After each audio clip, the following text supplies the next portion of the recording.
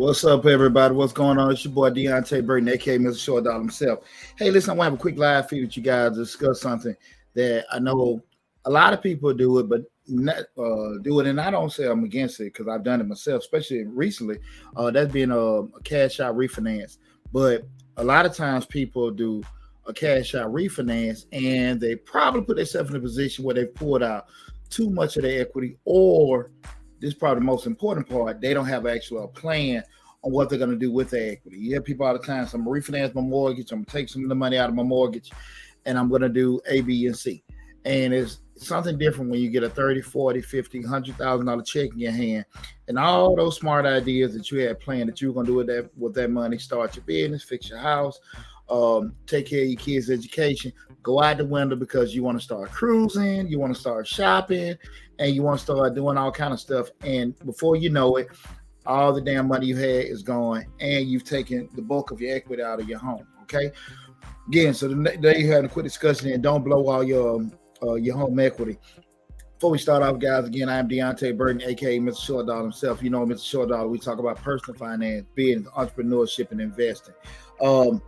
One of the things that, especially when we're looking at right now, what's going on in the market, everybody know we're in this state of hyperinflation, where you've had hyperinflated or overpriced properties in the real estate market, and a lot of people have kind of with the rates going up, that's the Federal Reserve have stepped in and increased rates, which is pretty much the cost to borrow. And usually the reason being, if you guys don't know, the reason why the Fed steps in and increases rates is to slow down people's interest in buying real estate. And because people's interest in buying real estate, because it costs too much to borrow, that makes the price of the homes decrease because you have less people interested, and that brings down the prices. That's the government's way of trying to curb inflation. With that said, you guys know home equity is pretty much the difference, the value, the market value of a home minus whatever difference that you owe in a home. So again, if you have easy example, if you have a market value being what people will purchase your home for, being $100,000, but you have a loan for $50,000, you have $50,000 in equity. Okay, that's pretty much in a nutshell. And as time goes on, we know in real estate, typically the value increases. So the house that you may have have a value of $100,000, it may go to $150,000 in 5 to 10 years, and that balance is decreasing. So now you have a home with a value of say $150,000, but you have a loan balance of $30,000. So now you're looking at I'm about to forget my dang math. 150. Now you're looking at God, I've been adding all day long. I apologize. $80,000 in equity. It's been a long day, y'all. Y'all please forgive me. But those kind of things will happen, that the value increases in relation to that. It's been a long day. Y'all know I'm an accountant by profession, so I have the brain cramps myself. But theoretically, that's what we're talking about home equity. The difference between the market value of what your house is valued at in relation to the amount you owe on your home loan. So we start looking at we start talking about refinance or cash out refinance. That's what a lender, either person you got the lender company you have the loan with, or you can go to a new lender. They'll give you opportunity to refinance the loan, pull some of the equity out, and give you a whole new loan. So let's go with an example of that. What I mean by that, just say if you owe $50,000 on that home, they'll let you refinance that house at 80% of the value of the home. So we have a home valued at $100,000. 80% of that is $80,000. If you owe $50,000, they would let you refinance the home at 80, give you a new mortgage for 80, even though you owe 50, and you just have to pay the 50 off, and that $30,000 difference in equity. That's what they will let you get with doing that. So theoretically, you may have more money for the value of your home being is $100,000, you owe 50, you have 50 in equity, but the mortgage company is only going to let you take 80% of that anyway. The discussion I want to have, and 80% of that 100,000 is 80. So just kind of keep that in mind. And if you guys look confused or something like that, please, that's what we're here now to have this discussion. Because the problem that comes up is sometimes people, when you have access to money, And it's one thing to sit and say, I want to do this. If I have this money, I'll do that and that. A lot of that is just a conversation because we don't have access to the money. We can say all kind of things that we would do and we wouldn't do, right? But when you have access to it, I'm sitting on this equity. I have an ability to go refinance this, pull some of this equity out, put it in my pocket. Now things change, right? And so what happens a lot of times, people refinance their mortgages at a high amount, and even from a payment perspective, sometimes it may not even you can refinance your house, pull some cash out. If the rate is a lower rate, you may be paying a lower mortgage, even though you've got a bigger mortgage spread over more terms and at a lower rate. You could theoretically sometimes end up paying less, even though you have a bigger mortgage. That depends on, again, what we look at with the basis of how the loan set up, being with the terms and the rate that's set for it. The thing that I want a lot of you guys to avoid, especially right now, is don't blow that, don't overextend yourself, putting too much equity out, and also be very, very smart when you start dealing with your home equity. Again, guys, it's one thing to sit here and say, hey, I wouldn't do this, I wouldn't do that, and I got plans, but a lot of times if you're not comfortable or used to dealing with money, a lot of times it's easy to make, quote unquote, bad decisions when it comes to money. What I mean by bad decisions is nobody's gonna sit here and blow money on purpose. Nobody will, right? But a lot of times when we have it in our pocket, we get it, we'll sit here and make moves that we think aren't unintelligent. I had a partner of mine. He's supposed to be coming to windfall of money. I don't know if he has or hasn't already, but he told me he was going to just start like day trading and everything. I'm like, my undergrad is in finance, and I understand the complexities will come with trading and also the risks associated with it. Nothing wrong, good or bad, with doing it. But if that's all you got to sit there and say to yourself, is the wisest thing to make somebody move with that money.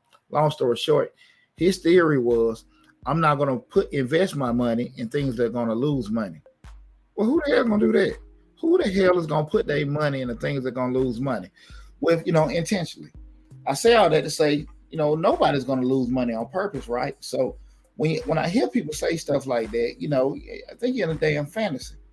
So when we start talking about, if you got your mortgage and you want to do a cash out refinance, guys, the first thing I would always ask, sit there and think about it. Just make sure you got a plan in place.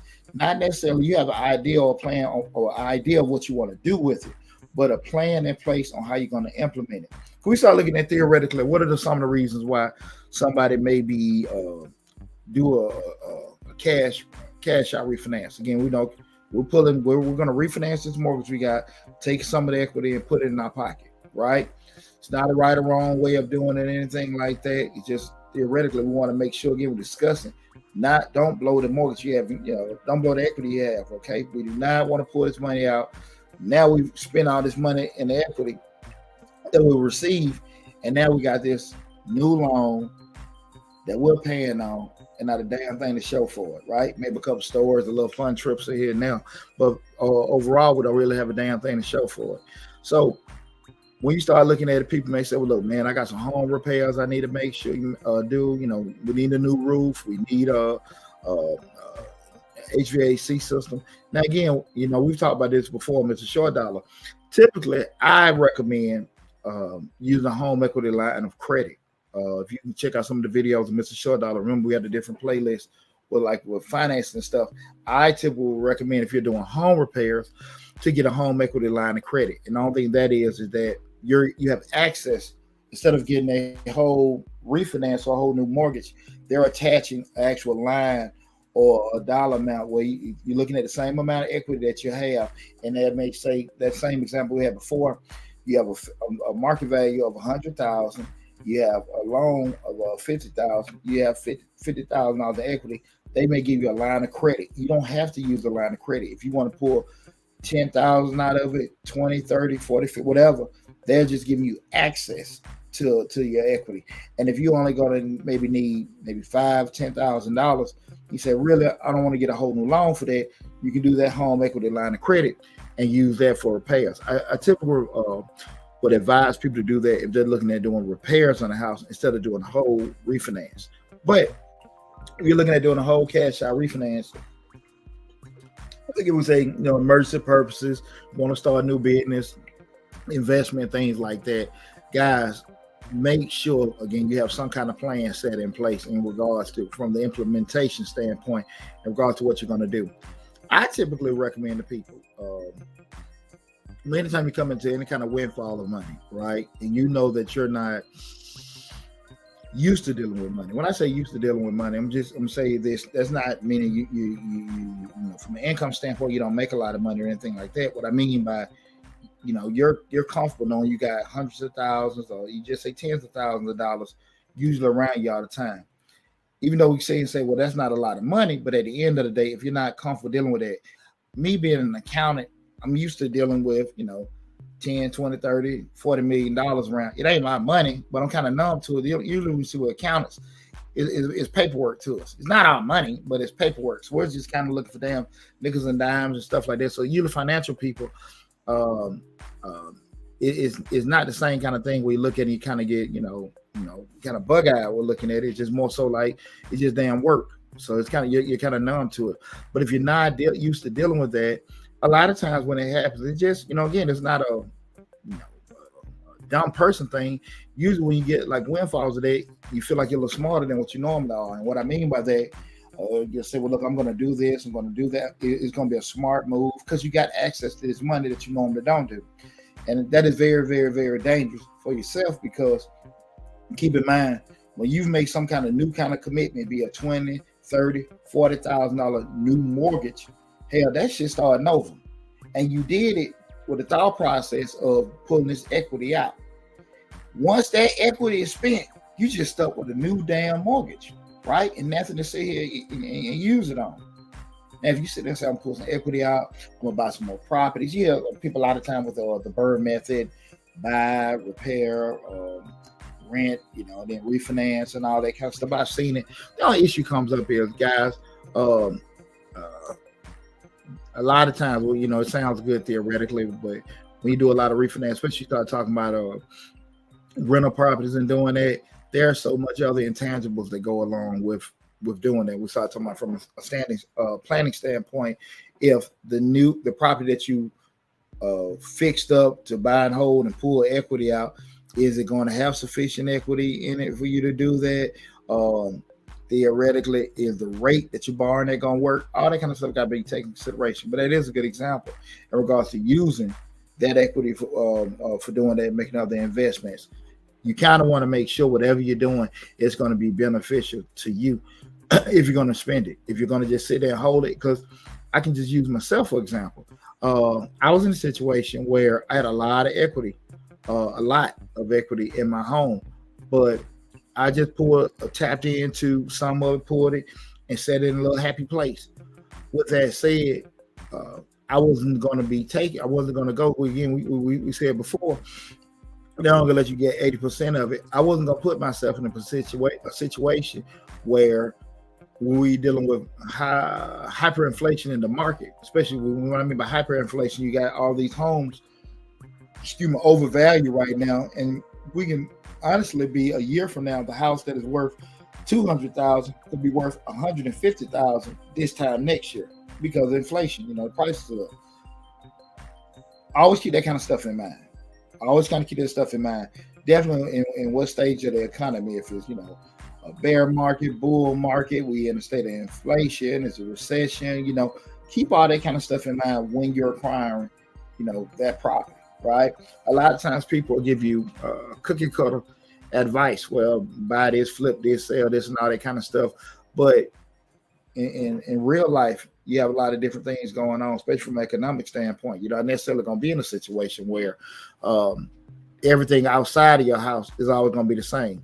Again, people, say we've been tinkering on the edge of being in a recession for the past 3 or 4 months, right? We're still with all this tough inflation, with all these prices and everything.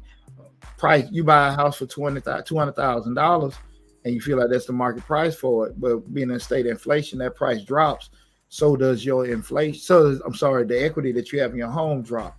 But the loan amount stays the same. So with that said, you have to be very, very strategic when we start talking about, using your equity. And my plan to you guys is two things. When you start looking at want to pull equity out and make sure you put yourself in a good position. The first thing is that if you were to take equity out of your home, right? If you take equity out of your home, in the grand scheme of things, you don't put yourself in a position where you're going to be upside down, right? You say, well, D, who the hell going to do that? At the end of the day, there are a lot of homes that, with the prices and the values that went up, and depending on how if you do the math and stuff, if the market corrects itself, it will mean adjust, as far as the actual home values now, and we say correction, and from an economic standpoint, it kind of fixes itself, where prices may go down and level themselves off. You don't want to be taking so much of that equity where you're upside down. And we see that a lot in with cars. People buy a car for $20,000, but depending on how the terms are on the purchase, they got a loan for $35,000, so they're $15,000 upside down. It happens all the time, right? Especially you turn around and tie another vehicle into that purchase. A lot of people but have cars or car purchases where they're upside down in relation to the market value and what they owe. And that can happen with your home, especially if you have pulled equity out. And you have things like, a recession comes or the market overcorrects and you right at the loan amount and the market right there together, or it drops below that. And it happens. Do I think we're going to have another 2008, 2009 where everything hits rock bottom? And I don't know about that. But I do think there's going to be a significant drop in prices. More than $50,000? I don't think so. I damn sure hope not. But I always kind of keep that kind of stuff in mind when we start talking about dealing with your real estate, especially that home equity, right? You got to make sure that, again, you don't put yourself in a position where you're going to be upside down, with that. You got to make sure that you got to be looking with that, okay? If you got a certain amount, that even if the market corrects, you still got a good cushion and the math works. Because if you say, look, I'm at year 10 of my mortgage. If I turn around and add another 10 years back on it, or I'm even at year 20 with doing it, and I can add a little bit out. The rates are good and everything, and I'm adding a couple more years, maybe 10, maybe 20 more years. And could you say, well, why do that? At the end of the day, I go to that at the end because I really want to give my example from a financial standpoint, and explain the way I look at it in regards to mortgage insurance and things like that. But when you back to the point we're talking about, just maintaining that equity, guys, you have to make sure that you're very, very careful in regards to not overextending yourself. When you keep yourself, if the market corrects or drop, that home value still doesn't go below with this new amount of the refinance, even though you pull some cash out. The second thing is, what I will recommend, even just doing it, what to do with you or with your cash if you turn to a cash out refinance. If you get any kind of investments, guys, make sure that the return that you have, and it's going back to the interest amount, you're putting yourself in a position where the return that you're going to get, be it another property, that you can get maybe at a discount or lower than normal at market or below market price, the return on it, if you keep it and hold it and the value goes up, or if you sell it, it's going to come at a higher return than what you just bought, right? If then here's the key thing with that. This is where a lot of people get caught up. A lot of people get caught up because they always guessing in regards to what they're going to do with their mortgage and everything. Let me make sure you guys know. Again, I'm Deonte Burden, aka Mr. Short Dollar himself. Today we having a quick discussion. Don't blow your home equity. I'm streaming live on Facebook, YouTube, Instagram, TikTok, LinkedIn, and Twitter. Y'all feel quiet. I got a quiet show right now. I don't see any too many comments or questions. And if you have any questions outside of what we're talking about, just hold them to the end of the discussion. I'll open the floor up, and I promise you, I answer all your questions for you guys.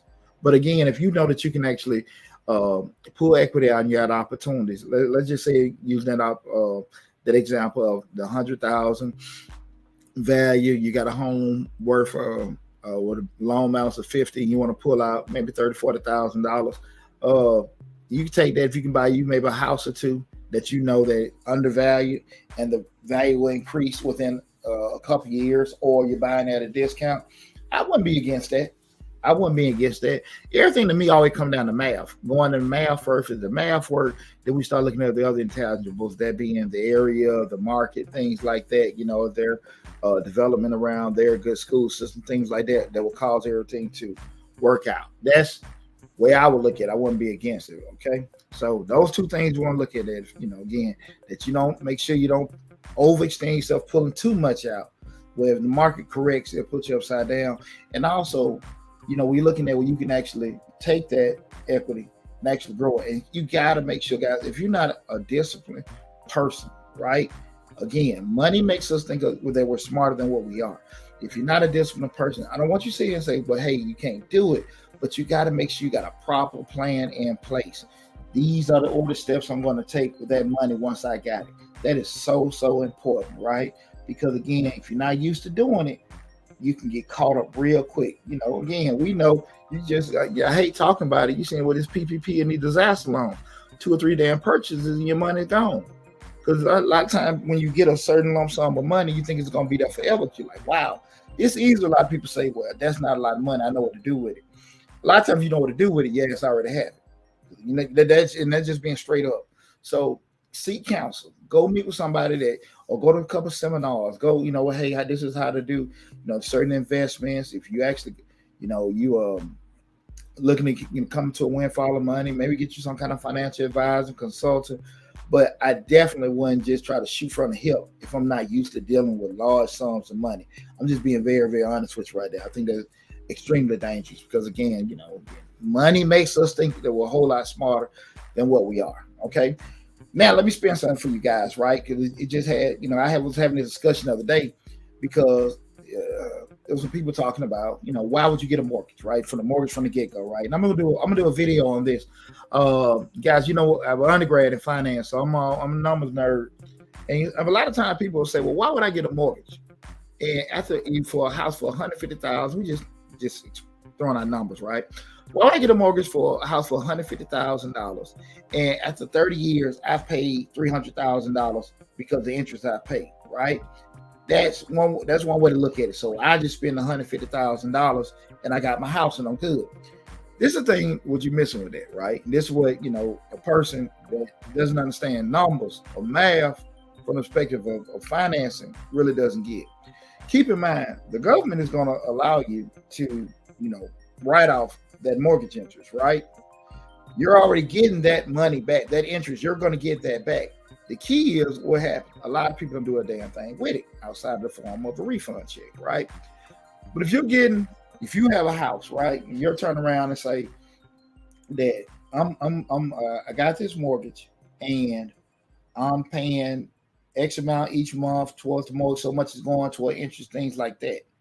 What behooves you is if you turn around instead of paying, let's say you got a house, I'm just trying to get easy math. Let's say $200,000 house, and your mortgage is $1,000 a month. Just roll with me, guys. Your mortgage is $1,000 a month, and out of that $1,000, because we know when we start a mortgage off, the bulk of that mortgage payment in the first, let's say 15 years is going to interest, right? And as the loan goes, further down the amortization chart, you're paying more toward principal. We know that theoretically. So why, Deonte, would I get this mortgage, pay all this damn interest over the years? Now I paid almost triple. The reason being is because just say if you got this this $1,000 payment each month, and just say $700 is going to interest, right? 7 times 12, 96. Y'all bet I had a long day, right? 7 times 12. Damn. There we go. 84. Lord have mercy. Hey, listen. 84, right? Y'all start laughing. It's been a long day. So we look at 80. That's $8,400, right? $8,400 for the whole year. The thing you gotta look at, that's being discounted. That's being interest. The $8,400 that you're paying in interest that you had, could you make an investment over that same 30-year period, with the money you weren't paying, and make a bigger return? More than likely, yes, because you're borrowing. Keep in mind, you're borrowing at what, 4, 5, 6%, right? So if you know that that's the rate getting charged, the market yielding a better return than that. I'm not even talking about going out here day trading or anything like that. You can just get your regular S&P index fund and be, accruing, have your returns over 10-year period, 8, 10, 12%, right? That's just regular history. I'm not trying to tell you go out there doing the stock trading, anything out of it. But if you just look at it from a mathematical standpoint, the money that you're paying in interest, right, that you're going to get back when you itemize your tax return, if you just look at a period of time, yeah, you will be paying a lot of interest over the lifespan of the loan. But the opportunity for you to take that same discount and put it in an investment, it could be higher than that, right? But that's just going down to being disciplined, right? Because if you turn around and come out of $150,000 or $200,000 to pay for a home, remember, in finance, cash is king. That money is gone. Right? And most people just don't have that kind of damn money. So just say if you want to spend $20,000, $30,000, $40,000, $50,000, you say, okay, I used to hear a lot of time growing up, some of the elders in my family, I paid for it, cash money. I went and paid for the whole thing. Yeah, you did. The whole thing about it, you still don't understand. From we started talking, we I hear it a lot. People want to invest, they want to plan for retirement and do things like that. Because the average person doesn't know what Deonte knows. They ain't got all, they don't have this finance background. So the average person was sitting there looking like, what can I be doing to make my money grow? Because we had no shortage of information on the net. But people are putting things out where you can buy this and you can have that. That's bullshit. If it were easy for everybody to get, be financially independent and have hundreds of thousands of dollars in their bank account over a short period of time, everybody do it. And I think sometimes only people that make some of these videos probably need to show some damn receipts outside of some house or boat they done rented. But that's another story. So I'm saying what I think, me personally, I always kind of be looking at when you want to spend full dollar amount for anything, car, house, any kind of major purchase, right? Kind of keep in mind with whatever I'm paying on that note, what I'm borrowing, the savings that you have by instead of coming out of the whole thing, because you can take 100,000 and just look at it. What could I be doing if I spend all that money one time at these portions that I'm making these payments, even though I'm paying bulk of it interest? Could I be doing something else at a higher rate? More than likely you can, guys.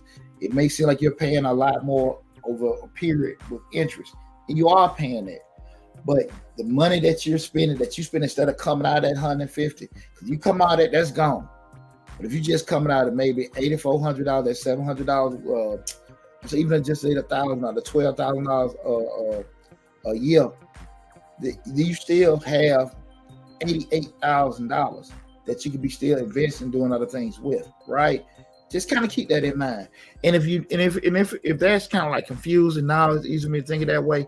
That's fine. I get it. I always say self-assessment is the most important thing, knowing yourself. But if you can actually get somebody to sit there and holler at you and explain, hey man, meet with a financial advisor and and have some conversations. You don't have to buy anything, you don't have to sell, you have to make the purchases, but just kind of get some kind of advice on different things you could do. Is there a financial advisor going to tell you the best thing or get the best strategy? They probably get the best thing for what they know, but at the end of the day, it's still further along more likely than what you know. You can always, you use Google University, YouTube University, go to your library and stuff and engulf yourself. But most of the time, we got something called life, and you got to be realistic how much time you got to put into yourself to become very, very knowledgeable on certain things. Everybody in this world can do a lot of stuff. I mean, I can build a house from scratch. I'm pretty sure I can put a whole motor together and everything like that. But the time it's going to take me to learn that, do I really have that time or the capacity to understand that process in a certain amount of time for what I want, for the actual task that I want to get done? We got to be realistic about that. You get into a lot of trouble when we try to do everything. We try to get, do all this stuff ourselves because, we feel like sometimes things cost too much, right? I understand a lot of times I get phone calls all the time. What you guys charge for consulting? We charge $210 an hour. I mean, but we're gonna give you, 5, 10 times that the value for the advice. Everybody don't see it that way. I understand. That's fine with me. We've been in the tax prep industry over 20 years. And some people may say we charge too much. I get it. But that's our value for what we have. When you sometimes if you don't actually know how the value of certain things, you might say, man, that's too much. That costs too much. But again, you putting a tag on something, but you want a certain return. You got to be realistic about that. And a lot of times, I don't think people are being cheap when they feel like somebody charges too much. I think they're just probably not knowledgeable because they don't deal with it every day. Typically, if you deal with something, you'll know something is overpriced, not just because somebody is cheaper. Because I'm pretty sure anything out here that you can get a hold to, you can get it very cheap. But at the end of the day, if you want value, recourse, security, some kind of fallback, you're going to pay for that, right? That's just something to keep in mind. But again, I want to have that discussion with you guys where we're talking about don't blow your home equity. Make sure, guys, when you have a lot of Google calculators where you can just go in there, mortgage refinance calculator. A good one I use is dinkytown.net, dinkytown.net, Dinkytown. You can Google that. They have a lot of calculators that you can actually do a lot of plug and play. And I will go in there. Let me see if I can put that in. Let me check on my computer right quick. This thing ain't dragging. And I'll put this in the chat.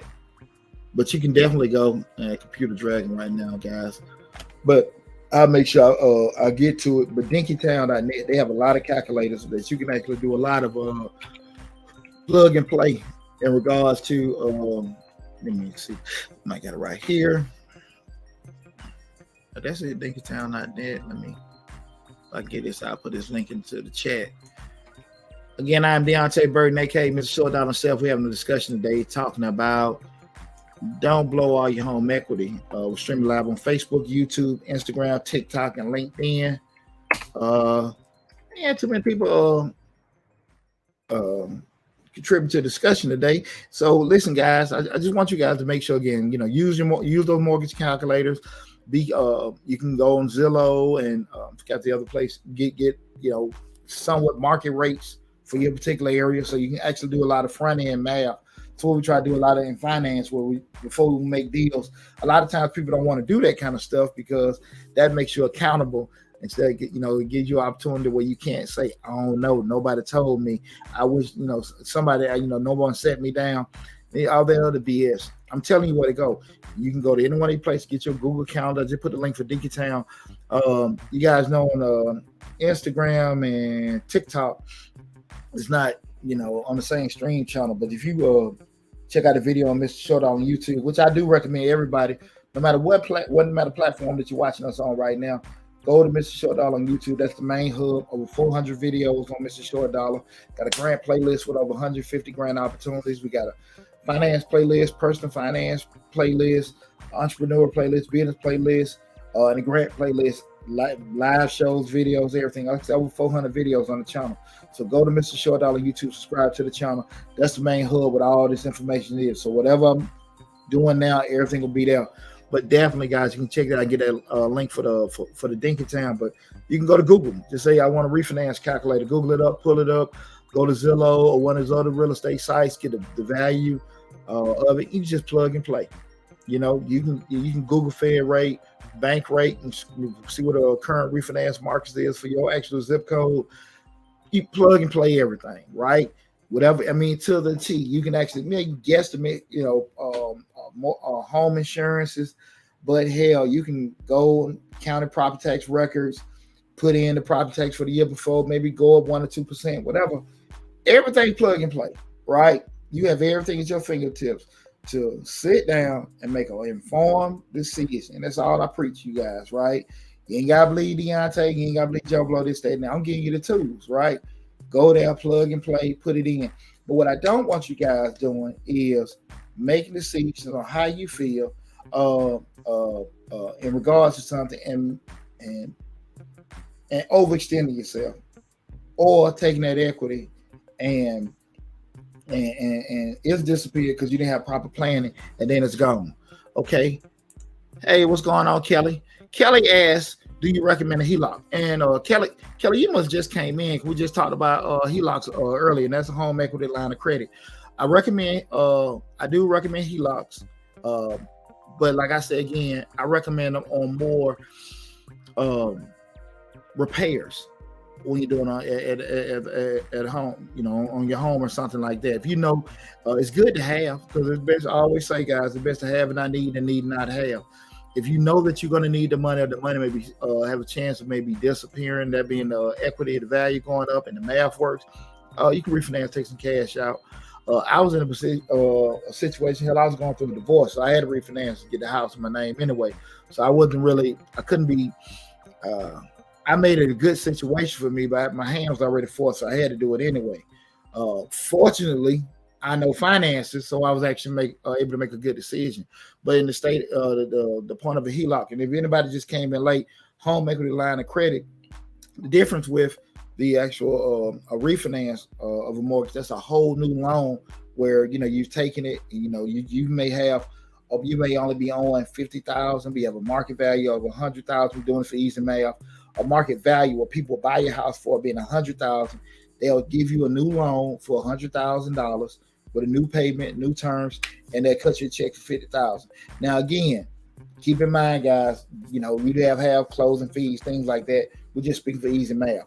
The HELOC, a home equity line of credit, is the same. Theoretically, you owe $50,000 on that home with a value of $100,000. They give you a line of credit of $50,000. And you don't have to make any payments at all if you never borrow from it. But you can take $2,000, $3,000, $4,000, $10,000 from it, and then you make payments on that portion of it that you borrow. Typically, if you know that you're going to be doing some repairs around the house, something like that, I get the home equity line of credit, pull from that, do that, make payments, keep it moving. Right? That's one of the things. Let me see this right here.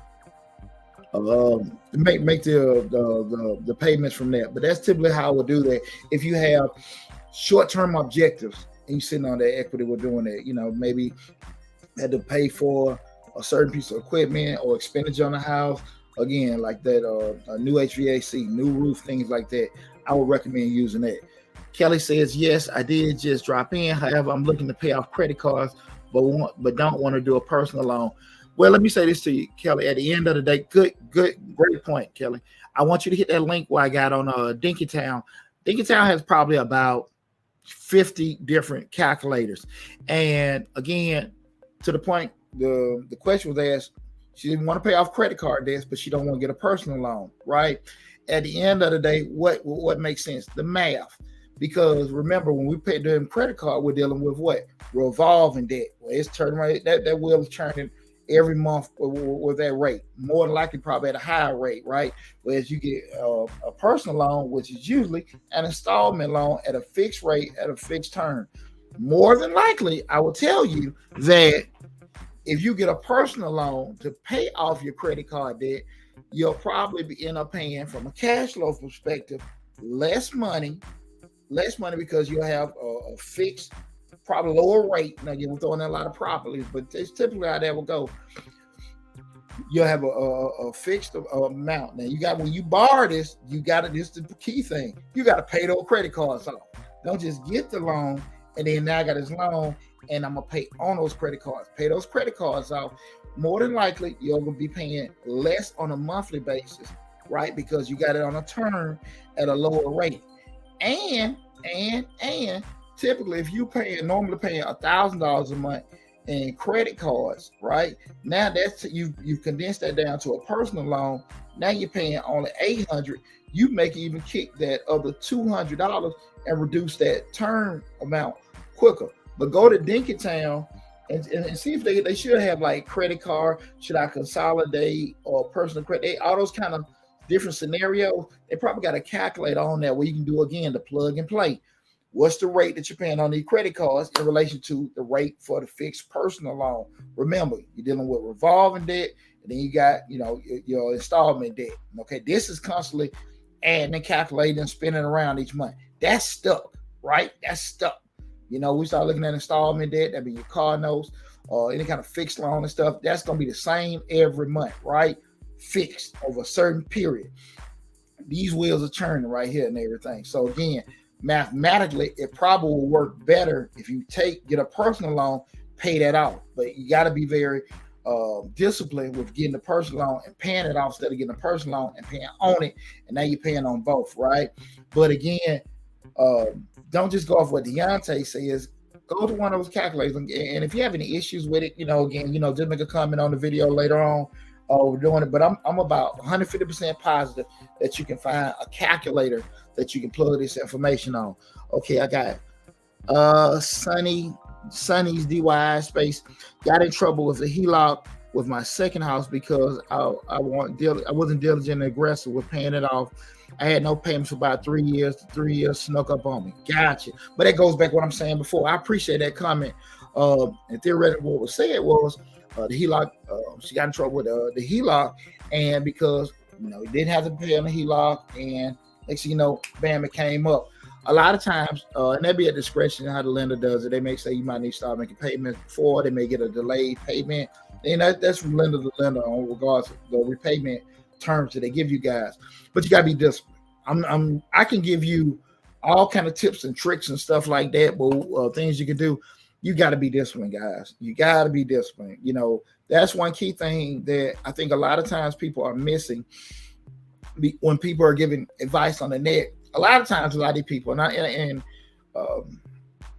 been in business long enough. I don't like talking about other folk business. I don't like talking about other people don't know what they're doing and anything like that. I don't like getting into that because I know how difficult, how hard it is to build your business, to build your brand.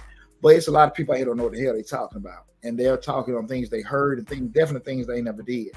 And what I say all that is the key component. A lot of anything that you can do probably have some kind of traction, a way that it can work. The problem come up, will it work for you? If you're not a disciplined person. If you're not the type of person that want to take any kind of risk or anything like that. If you're not the type of person to go out there and seek information and try to get help and get it. And you're beating yourself up about it. Your demeanor is your demeanor, right? The key thing is you got to make decisions and moves that are best for you, right? Let me say something to you. I think it's very hard, especially getting north of 40, to change how you are, right? You can start working out, doing things like that, but just getting a whole new demeanor on certain things, I think that's kind of difficult. And again, it's nothing wrong with that. You just have to plan accordingly to how your demeanor, how your attitude, and the way you move is, okay? What's good for Deonte may not be good for you, right? You got good credit. I don't. I have several kids. You don't. I'm not available to do a lot of other things. My risk tolerance is a certain way. You're the exact opposite. We're not gonna move the same, right? And it's not smart to do that. That's why I don't really, go into a lot of cookie cutter advice, only because of that. Everybody's different, right?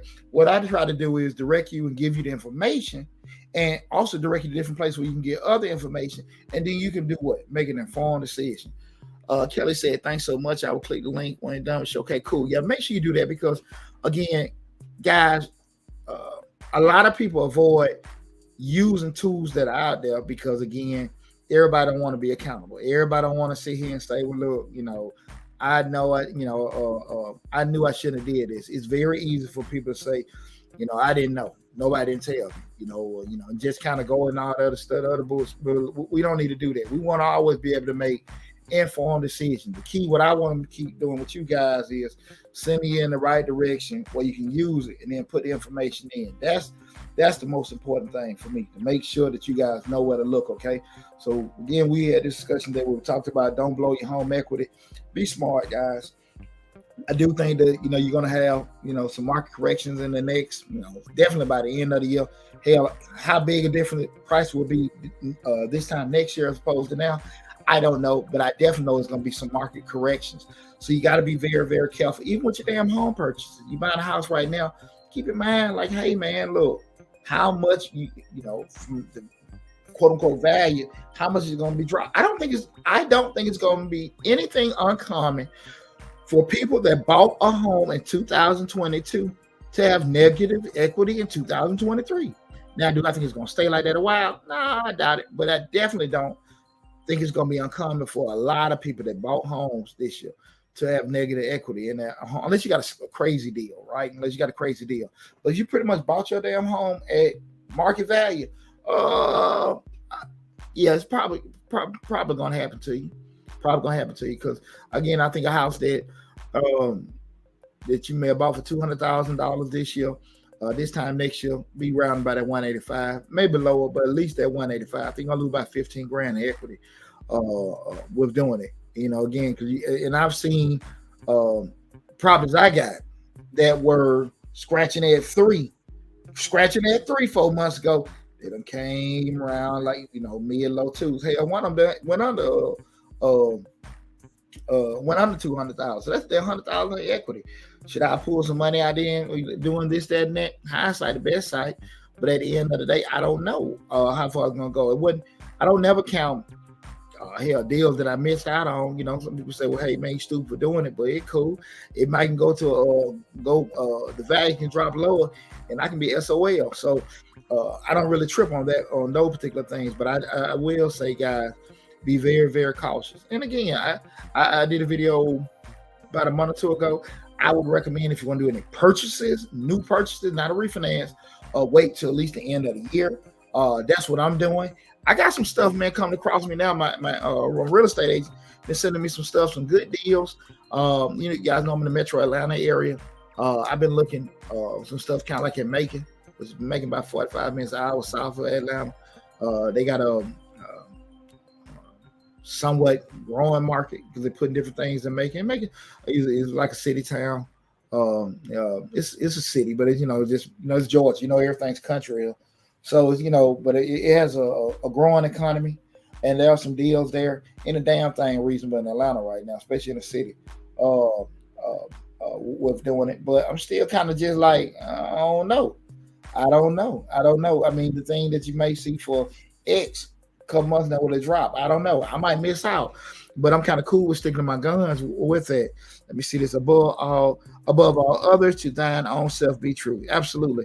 And again, guys, I really want everyone to do a good job of self-assessing yourself. So we start talking about investments and finances.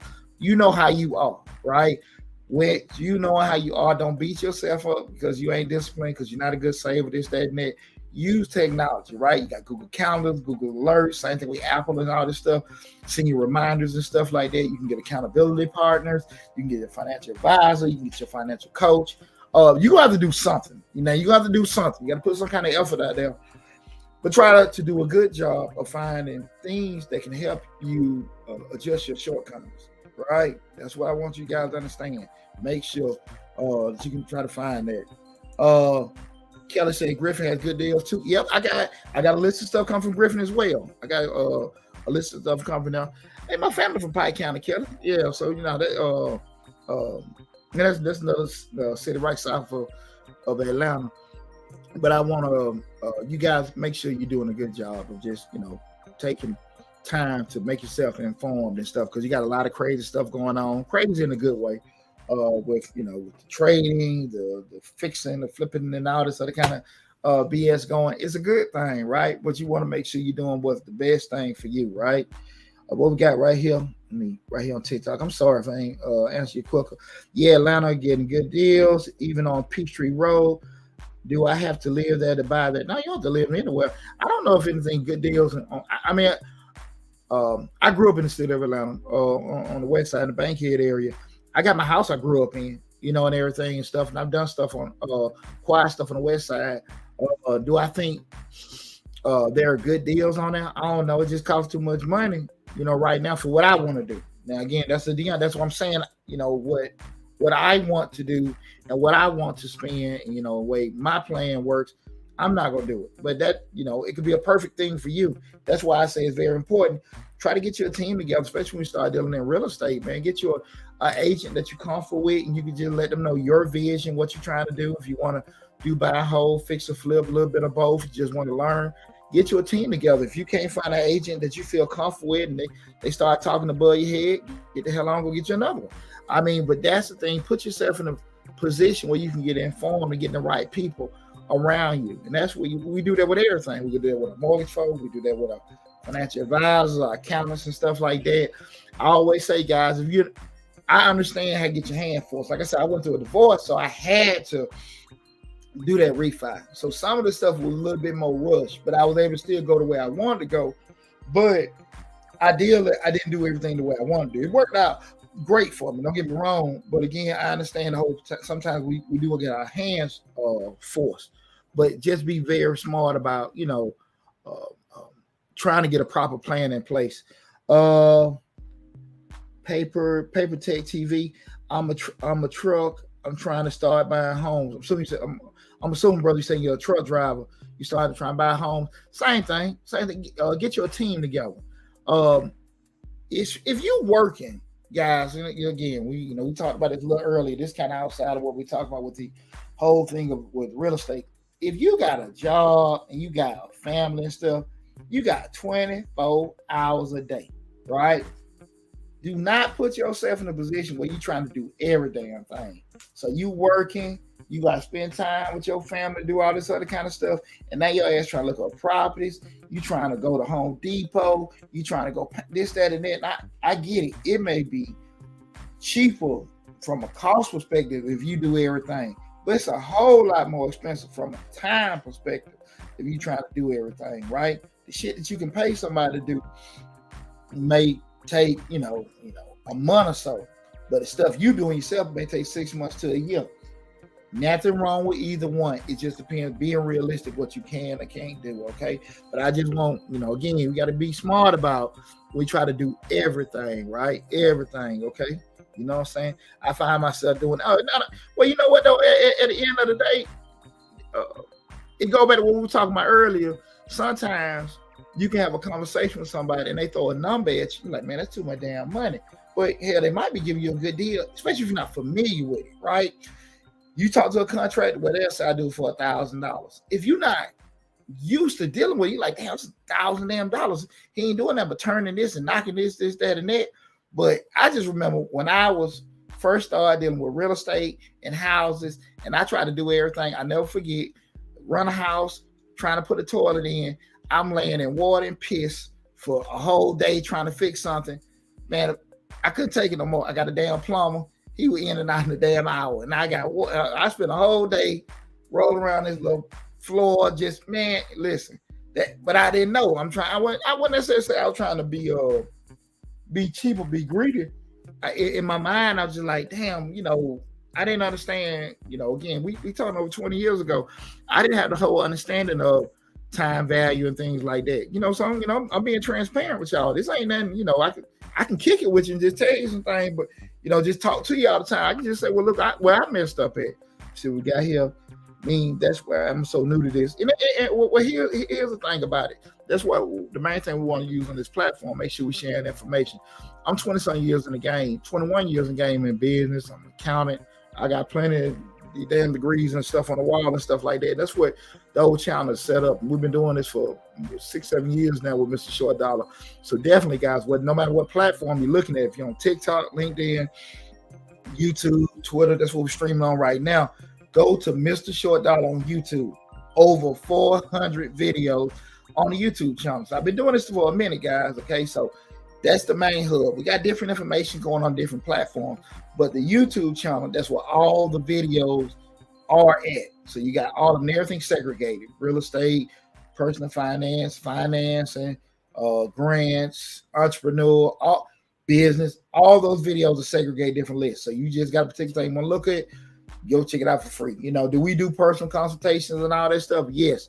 Again, go there for free first. If you don't see what you need, then you can give us a call, right? I've been in business long enough. I'm cool. That's why I can do this for people. Go check that out first. Go to the YouTube channel, subscribe there, look through all that great information there. If you don't see your question answered, then you can give us a call, okay? But again, that's there for free, okay? And take advantage of it, okay? I'm locked in on you. I might need your service when I'm buying a home to provide me with info. Hey, lock us in. Go to YouTube channel, lock us in and stuff. Got you covered right there, man. And I appreciate all the love and support. But listen, guys, I'm finna get ready to get out the broadcast right now. I got another YouTube channel, guy. One disclaimer: Changing Lives, hosted by Deonte Burden, where we talk about motivational family stuff and everything like that. I probably do a live feed with that later. But if you can Go on YouTube. I'm on I'm on all the different platforms: Facebook, YouTube, Instagram, TikTok, and all that. If you look up Changing Lives, and even on YouTube, it's Changing Lives, hosted by Deonte Burden. You see a little blue man logo and stuff. We got over 400 videos on that YouTube channel. Between the two channels, it's close to close to 2,000 videos. We have even with all the different platforms, not close to 2,000, but over 800 videos with that. Hey, y'all gotta bear with my math been off like hell today. I had a very, very rough morning. It was cool, but your boy had a rough morning, so I know I've been throwing out some of my math. A lot of it's been off, man. But y'all, please forgive my heart in the right place and stuff. But definitely go to the YouTube channel, check it out. But in the discussion we had today, again, just recap everything. Don't blow your home equity. Guys, remember, be very, very smart about it. Make plans about what you're going to do with it. Not ideas. Have a damn plan. Like, I'm going to take this and invest in this, do that. Have it already broke out. So when you get it, if I know I'm going to get a check for $50,000, I know 10 is going here, 10 is going there, da. You know that, right? Not you just get it. And, because again, once you get it, trust me, you're going to mess up something. Have your plan set prior to, right? And then once you receive it, you can go from there. We know plans, they adjust because things happen, right? You got the price went up, the price went down, da. Market change, whatever, you don't have availability, get it. But you got to have some kind of structure in place prior to you receiving it. It happens too often. People get checks, spend it again. Don't get it to pay off credit card debt or anything like that, and then you turn around and get the check and now you want to go shopping, you go take care of it later. Or whatever, somebody gave you a deal, or you done ran your damn mouth, let folks know that you got some money. Now everybody coming to you with a deal and stuff like that. It don't just happen to athletes. It happens to people. Income tax time, refinance time, inheritance time. Everybody know when you got something, everybody gonna come to you with an idea. Keep it building to yourself. That's a change in life advice. But definitely with that said, be smart enough to have everything thought out and broke out, okay? I always want to make sure that I really take emotions out of having with money. How you feel, what you care, what you think. Damn it. What you know is what you see. Math is a true science, right? 1 + 1 is 2, right?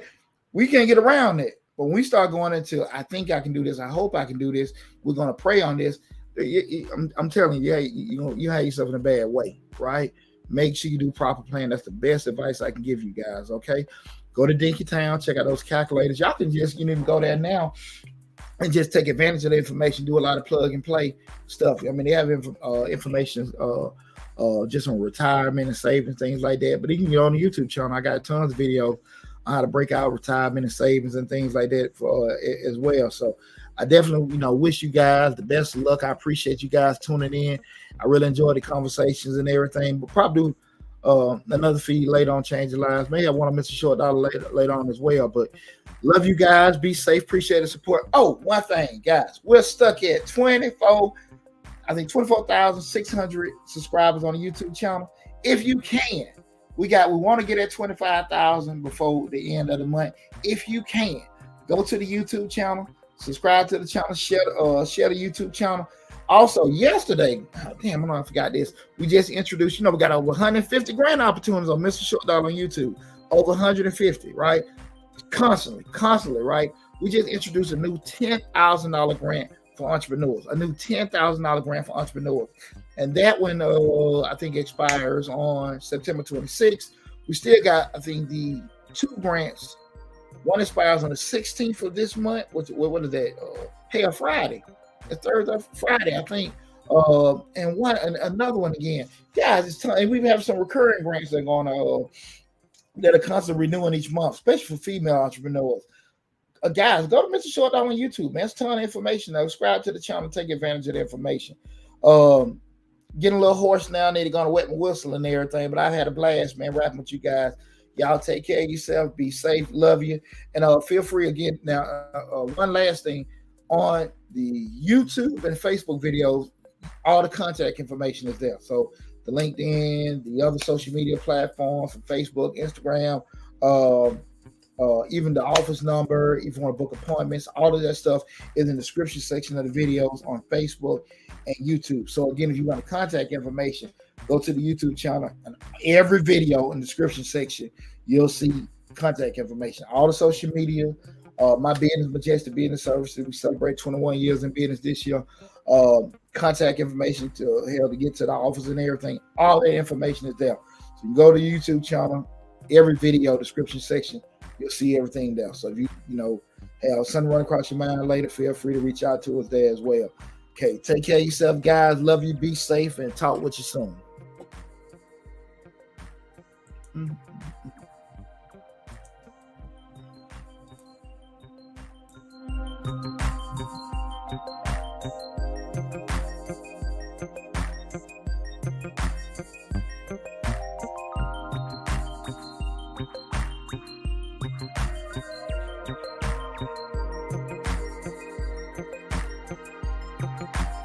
Peace.